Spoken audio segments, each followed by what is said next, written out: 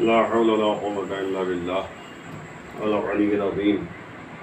أعوذ بالله من الشيطان اللعين الرجيم بسم الله الرحمن الرحيم الحمد لله والصلاة والأحياء رب اشرح لي صدري ويسر لي أمري واحلل عقدة من لساني يفقهوا قولي أما بعد اعزائي گرامی سورہ نساء کی آیتوں کی تفصیل آپ کے سامنے پیش کی جا رہی ہے۔ آج جو ہے آیت نمبر 43 ہے جو آپ کے سامنے پیش کرنی ہے۔ غور کریں گے کہ اس آیت کریمہ میں پروردگار کیا فرما رہا ہے۔ اعوذ باللہ من الشیطان الرجیم یا ایھا الذین آمنوا لا تقربوا الصلاۃ وانتم سکارا، اے ایمان والو لا تقربوا الصلاۃ، نماز کے قریب نہ جاؤ، وانتم سکارا، اس حالت میں جب تم مستی کی حالت میں ہو، نشے کی حالت میں ہو، حتی تعلموا ما تقولون، یہاں تک کہ تم جان جاؤ، تم سمجھ جاؤ جو کچھ کہہ رہے ہو اس کے بارے میں تمہیں علم ہو جائے، تمہیں ہوش آ جائے کہ جو کہہ رہے ہو تم سمجھ رہے ہو۔ ولا جنباً، اور نہ ہی جنابت کی حالت میں، الا عابری سبیل، مگر کہ راہ کی روا روی میں ہے نا، راستہ جو چلنے میں ہے، عابری سبیل راستہ ہے، وہاں سے عبور کرنا ہے، گزرنا ہے،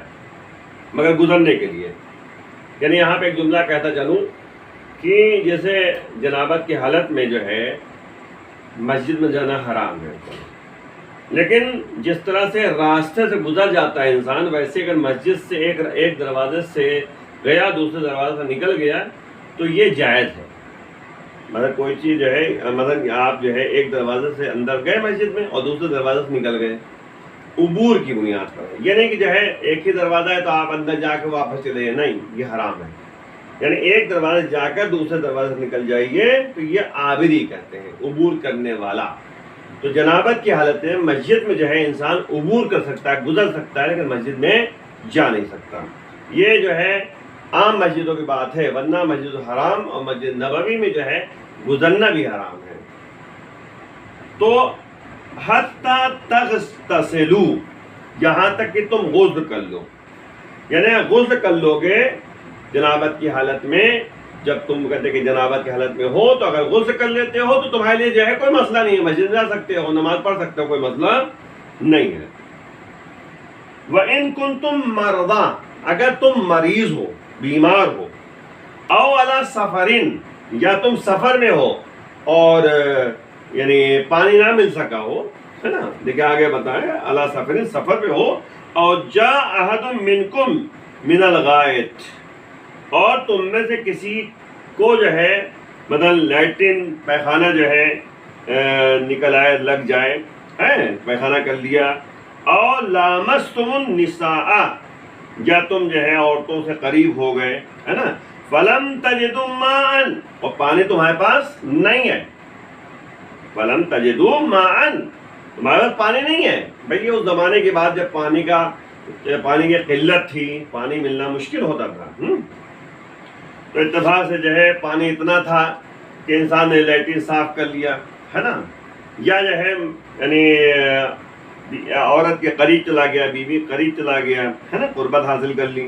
اور پانی جو ہے کہتے کہ نہ ہو، فلم تجدوا ماء، اور تم پانی نہ پا سکو، پانی تمہارے پاس نہ ہو، فتیمموا صعیدا طیبا، اب تم تیمم کرو پاک زمین پر، صحیح کہتے ہیں زمین پہ جو چیزیں ہوتی ہیں، مٹی، پتھر، یہ تمام چیزیں، طیباً، پاک ہونا چاہیے،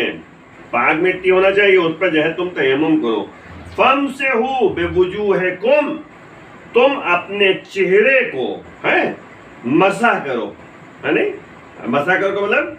پھیرو اوپر، وایدیکم، اور ہاتھوں میں پھیرو، ان اللہ کان عفوا غفورا، بے شک پروردگار جو ہے وہ معاف کر دینے والا اور مغفرت عطا کرنے والا ہے، یعنی اللہ معاف کر دینے والا ہے۔ تمام دیکھیے یہ آیہ کریمہ ہے جس میں چند باتوں کی طرف اشارہ کیا جا رہا ہے۔ پہلی بات ہے کہ ایمان والوں سے خطاب ہے،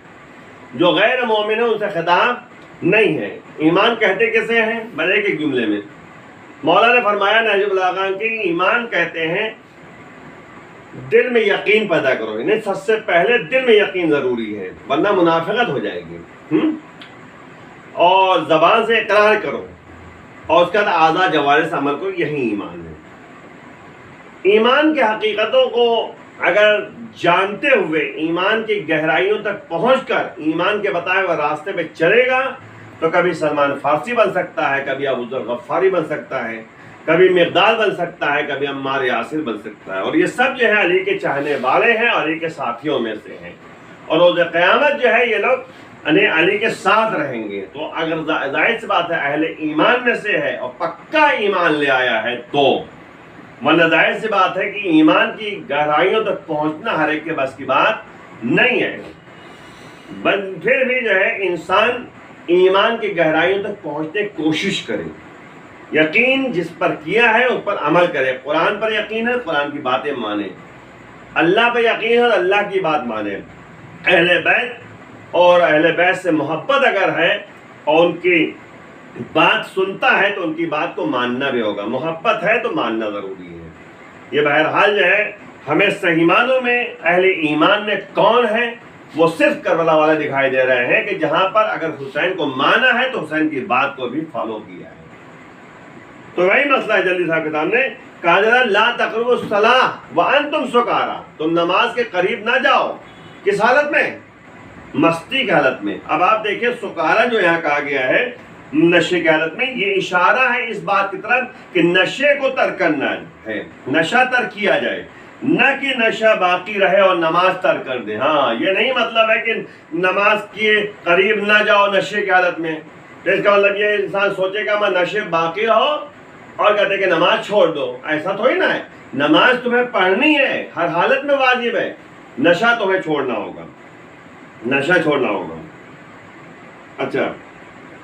بہرحال اس لیے کہ نماز تو بہرحال واجب ہے، حتی تعلموا یہاں پہ کہا گیا ہے، یعنی یہاں تک کہ ما تقولون، جو کچھ تم کہہ رہے ہو اس کے بارے میں علم رکھتے ہو، سمجھتے ہو کہ ہاں کیا کہہ رہا ہوں میں، ورنہ نشے کی حالت میں انسان کیا سے کیا بولتا ہے، بعد میں پتہ چلتا ہے کہ ہم نے یہ کہا تھا، ہم نے تو یہ نہیں کہا تھا، کیونکہ سمجھتے ہی نہیں کیا کہہ رہا ہے۔ یہ علامت ہے کہ اسلام بے خبری کی نماز کو پسند نہیں کرتا۔ بھائی تم نماز جو پڑھتے ہو اس میں غور کرو، کیا پڑھ رہے ہو، سمجھو۔ انسان کو وہ نماز پڑھنی چاہیے جس میں اسے یہ معلوم ہو کہ وہ کیا کہہ رہا ہے۔ یہاں پہ آبری مسجد کا ہے ولا جنوبن، جنابت کی حالت میں بھی جو ہے بہرحال جو کہتے ہیں کہ آپ جو ہے یعنی نماز کے قریب نہ جاؤ، مگر یہ کہ جو ہے بہرحال جو ہے وہ آبری مسجد یعنی مسجد میں عبور کرنا، گزرنا ہے نا، اور یہاں تک کہ تم غسل کر لو، اگر غسل کر لیا تو نماز پڑھو، اس میں کوئی مسئلہ تھوڑی نہ ہے۔ تو وہی کہہ رہے ہیں کہ یہاں پر جو ہے جو کہا گیا یہ حکم نماز کے لیے نہیں بلکہ محل نماز جو مسجد ہے نا اس مسجد کے لیے ہے کہ وہاں سے جنابت کی حالت میں صرف گزر سکتا ہے، ٹھہر نہیں سکتا، لیکن مسجد حرام اور مسجد نبوی میں جو ہے گزرنا بھی حرام ہے نا۔ یہاں پہ ایک جملہ یہیں پہ رک کے کہتا چلوں، ترمذی جو اہل سنت کی کتاب ہے ترمذی ہے نا، تو بہرحال میں ایسے بھی اشارتاً عرض کروں گا، ابھی آپ نے جو ہے بہرحال یعنی مختلف جو ہے باتیں جو ہے سنی تھی، میں اس کا یعنی تذکرہ نہیں کروں گا کیونکہ وقت نہیں ہے ہمارے پاس، لیکن ایک ترمذی نے جو مولا کائنات کے بارے میں جو ہے یعنی جو نازیبا الفاظ استعمال کیا ہے نا، تو اس کے لیے ایک جملہ کہنا نہ کافی ہے۔ اس آیت کریمہ کے ذیل میں ایک مقالہ بھی لکھا گیا تھا، ابھی کہتے کہ منظر عام پہ جو آیا تھا، تو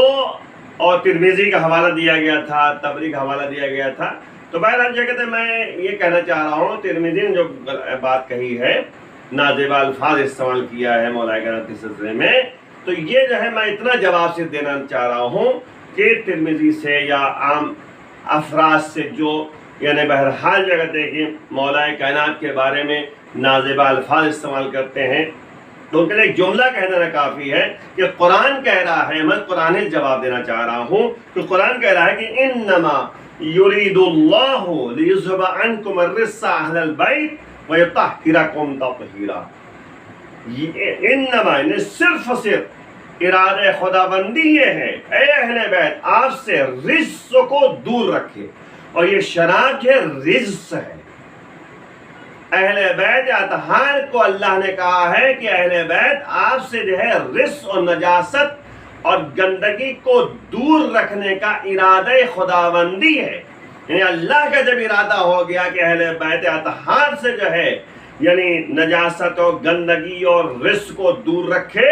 تو تم کون ہوتے ہو یعنی نسبت دینے والے مولا کائنات کے سلسلے میں، ہے نا، غور کرنے کی بات ہے نا۔ اور اس کے بعد یہ دوسری بات کہہ دوں کہ اللہ کہہ رہا ہے وَيُطَهِّرَكُمْ تَطْهِيرًا، اے اہل بیت اطہار اللہ آپ کو پاک و پاکیزہ رکھنے کا ارادہ کرتا ہے، اور جس طرح پاک رکھنے کا حق ہے، یعنی اللہ نے عصمت و طہارت عطا کیا ہے اہل بیت اطہار کو، وہ معصوم ہیں بچپنے سے لے کر اور جب تک اس دنیا میں رہے ہیں وہ معصوم ہے، باقاعدہ کوئی غلط نسبت انسان نہیں دے سکتا۔ تو مسئلہ وہی ہے کہ انسان کو حقائق کی طرح متوجہ رہنا چاہیے، قرآن کی آیتوں کو صحیح سے سمجھو کہ آخر کیا مطلب مراد ہے اس سے۔ بہرحال یہاں پر مراد یہ ہے کہ کہا جا رہا ہے، پروردگار کہا جا رہا ہے کہ نشہ تم چھوڑو اور نماز صحیح سے پڑھو، وہ حرام ہے نشہ، جس کے بارے میں جو ہے بہرحال قرآن کہہ رہا ہے کہ یہ نشہ اسکار ہے نا، مسکر ہے، اور یہ عمل شیطان ہے نشہ، اس کو چھوڑنا ہے۔ بہرحال یہاں پہ جو ہے کہا گیا ہے کہ اگر پانی نہ ملے ہے نا تو تیمم کرو، ہے نا، تیمم کرو، پانی نہ ملے تو تیمم کرو، لیکن کس سے؟ سعیدن طیبہ، پاک و پاکیزہ سعید سے۔ اچھا سعید سے مراد کیا ہے؟ مٹی، سعید سے مراد کہتے ہیں جو زمین کے اوپر ہو، ہے نا، زمین سے پتھر ہے، مٹی ہے، چونا ہے، یہ تمام چیزیں ہیں۔ لیکن جو ہے توضیح المثال آپ پڑھیے تو اس میں آپ کو ملے گا کہ اگر مٹی مل جائے تو مٹی پر تیمم کرنا ہے نا، اگر مٹی نہ ملے تو پھر پتھر پہ کریں آپ، اور یہاں تک کہ جو ہے قالین پہ جو ہے اگر گرد جم گئی ہے اس پہ آپ کر سکتے ہیں، ہے نا، گرد جمی ہوئی ہے، میز پہ گرد جمی ہوئی ہے اس پہ آپ تیمم کر سکتے ہیں، لیکن مٹی اولویت ہے، مٹی پر تیمم کرنا ہے نا۔ اگر مٹی نہ ہو، بہت مجبوری ہو تو چونے پہ بھی کر سکتا ہے انسان۔ تو بہرحال یہ کہتے ہیں کہ یہ سعیدن طیبہ یعنی پاک و پاکیزہ مٹی ہونا چاہیے، اس پر تیمم کرنا ہے۔ یہاں پہ بے وجوہکم کا ہے، فم سے ہو وجوہ، بے وجوہکم یعنی تم جو ہے مسح کرو، ہاتھ پھیرو اپنے چہروں پر، اپنے ہاتھ پر۔ تو یہاں مراد جو ہے بعض سے مراد بعض ہے، کچھ، نہ کہ پورا یہاں سے شروع کیا یہاں تک جو ہے مٹی لے کر جو ہے آپ نے پورے سر پورے چہرے پر مل لیا، نہیں، یہ علامت ہے کہ سارے چہرے